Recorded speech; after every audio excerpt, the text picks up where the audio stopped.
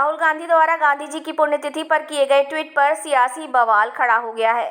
Bharatiya Janata party के प्रदेश अध्यक्ष BD. Sharma ने जहां राहुल गांधी को याद दिलाया कि उनके इन्हीं शब्दों पर वो देश की सर्वोच्च अदालत में माफी मांग चुके हैं, फिर भी वो बाज नहीं आ रहे हैं। वहीं कट्टर हिंदूवादी नेता की छवि रखने वाले जयभान सिंह पवैया ने उनके डीएनए पर तीखा हमला बोला है। आपको बता दें कि राहुल गांधी के द्वारा ट्वीट करते हुए कहा गया है कि एक हिंदुत्ववादी ने गांधी जी को गोली मारी थी। सब हिंदुत्ववादियों को लगता है कि गांधी जी नहीं रहे। जहां सत्य है वहां आज भी बापू जिंदा हैं। यही कारण है कि गोली मारने वाले व्यक्ति को हिंदुत्ववादी बताने पर अब सियासी बवाल खड़ा हो गया है। यही वजह है कि राहुल गांधी के ट्वीट पर कट्टर हिंदूवादी नेता की छवि रखने वाले पूर्व मंत्री जयभान सिंह पवैया का तीखा बयान सामने आया है। जयभान सिंह पवैया का कहना है कि राहुल गांधी की दादी के पिताजी से लेकर आज तक आरोप लगाने का बहुत पुराना गाना है, क्योंकि उनको शर्म भी नहीं आती। यदि हिंदुत्ववादी ने गोली मारी थी और हम दोषी थे तो उस समय सरकार तो आपकी ही थी। यही कारण है कि राहुल गांधी को बोलने का कोई अधिकार नहीं है। पहले सभी को बताएं कि वो खुद को हिंदू मानते हैं क्या, क्योंकि वो खुद नहीं जानते कि वो हिंदू हैं। यही कारण है कि उनका डीएनए टेस्ट करने में दुनिया की कोई भी मशीन सामर्थ्य नहीं पा सकती है।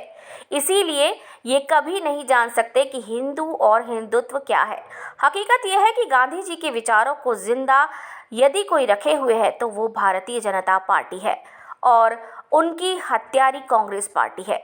वहीं संजय राउत द्वारा असल हिंदुत्ववादी होने पर जिन्ना को गोली मारने वाली बात पर भी पवैया ने कहा कि भाजपा और शिवसेना में बहुत बड़ा अंतर है, क्योंकि हमने विचारधारा की खातिर सत्ता को छोड़ दिया, लेकिन शिवसेना ने सत्ता की खातिर हिंदुत्व को खूंटी पर टांग दिया।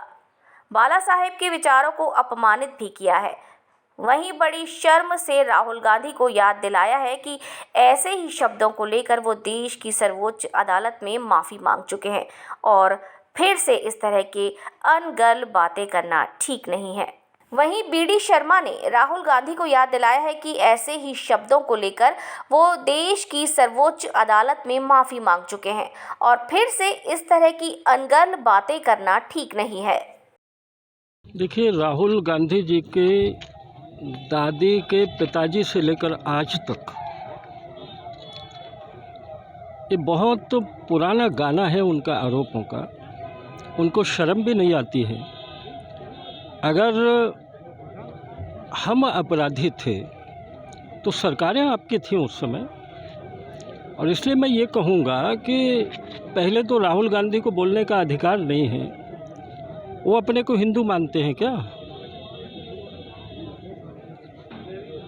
मुझे क्षमा करें, उनका डीएनए टेस्ट करने में अभी दुनिया की कोई मशीन सामर्थ्य नहीं पा पाएगी। 3 से मिलकर त्रिवेणी होती है तो पंचनदा है। वो क्या जाने हिंदू को, वो क्या जाने हिंदुत्व को। भारतीय जनता पार्टी ने गांधी के विचारों को जिंदा रखा है, और गांधी की असली हत्यारी अगर कोई है तो वो कांग्रेस पार्टी, जिसने गांधी के विचारों की हत्या की और उस समय झूठे लांछन लगाकर देशभक्तों को घेरने की जो कोशिश की गई। भारत की सबसे बड़ी अदालत ने हमको दोषी क्यों नहीं माना है?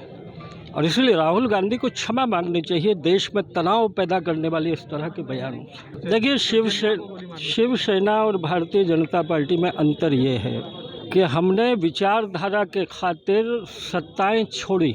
हमने जनता पार्टी को 77 में छोड़ा हिंदुत्व के खातिर। हमने राम मंदिर के लिए 5 राज्य सरकारों को शहीद होना स्वीकार किया, लेकिन शिवसेना ने तो महाराष्ट्र में सत्ता के खातिर हिंदुत्व को खूंटी पर टांग दिया है। बाला साहब के विचारों को अपमानित किया है। इसलिए आप जिनका नाम ले रहे हैं प्रवक्ता जी का, उनके बयानों पर मैं तो कम से कम टिप्पणी करना उचित नहीं मानता। देखिए, सबसे पहले तो मैं ये कहना चाहूँगा कि भारत के अंदर गांधी जी के विचारों को अगर ज़मीन पर प्रतिपादित करने का काम किसी ने किया है तो भारत के लोकप्रिय प्रधानमंत्री नरेंद्र मोदी जी ने किया है। और राहुल गांधी जी का जहाँ तक ट्वीट करने का सवाल है और जो शब्द उन्होंने उपयोग किए हैं, इन शब्दों के कारण से माननीय न्यायालय के अंदर वो माफ़ी मांग चुके हैं पहले। गांधी जी और जिन शब्दों का वो उपयोग कर रहे हैं उनके बारे में जब उन्होंने बीच में कुछ कहा था, उसके लिए उनको माफ़ी मांगनी पड़ी थी देश के सामने, माननीय न्यायालय के सामने। अब ऐसे बातों पर फिर इस प्रकार की बातें करना है, यानी कुल मिलाकर के राहुल गांधी जी अब इस देश के अंदर उनके पास कोई इशू और इस प्रकार के कोई चीज़ें नहीं बची हैं, इसलिए वो इस प्रकार के अनर्गल बातें करने का प्रयास करते हैं जिन बातों का संदर्भ देश के अंदर किसी प्रकार का नहीं है।